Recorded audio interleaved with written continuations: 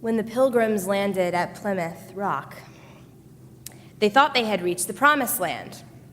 That's how they thought about this place. As we know, they were fleeing religious persecution and seeking a new life in which they could worship God as they chose. In this way, they thought of themselves as the new Israelites. So it makes a lot of sense, I suppose, that when they sought to establish the holiday that we now know as Thanksgiving, thanking God for a plentiful harvest in the face of hard times, they looked to the old Israelites. That is why Sukkot and Thanksgiving have so much in common, similar feels, similar themes, similar observances, because the American holiday of Thanksgiving was modeled after the Israelite holiday of Sukkot.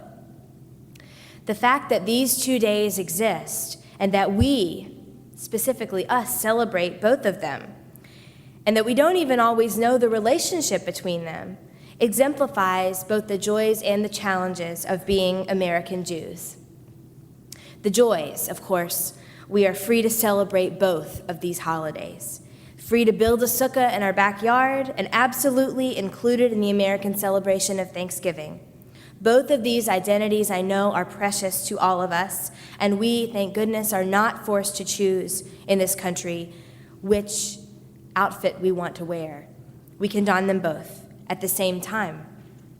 The challenge is, though, living on Jewish time can be a challenge when the rest of our American community is doing something different.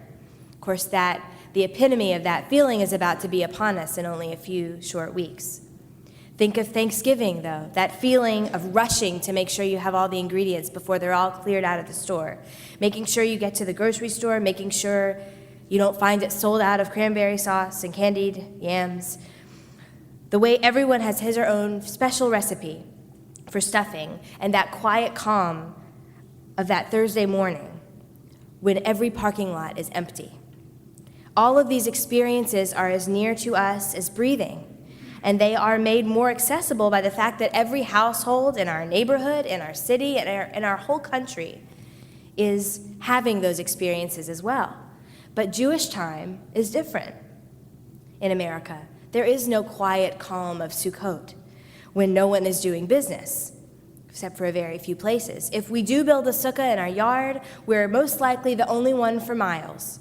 It's not that we care less about celebrating a Jewish holiday than we do an American one, but it's the difference, I think, between letting the current take you pleasantly downstream and trying to swim upstream.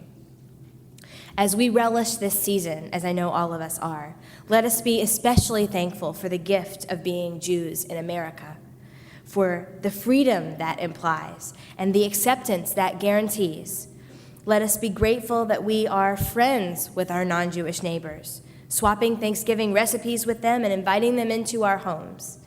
But let us not close our eyes to the fact that being accepted as equals, being embraced as brothers and sisters in this great country, makes it challenging for us to make separations, to work on a different weekly or yearly schedule.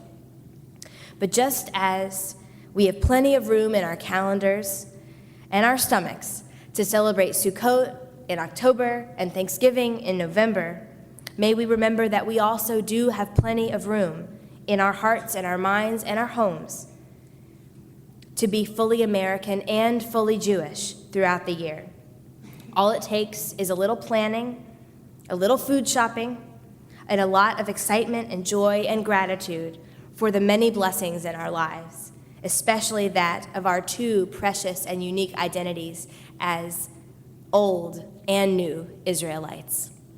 Shabbat Shalom and happy Thanksgiving.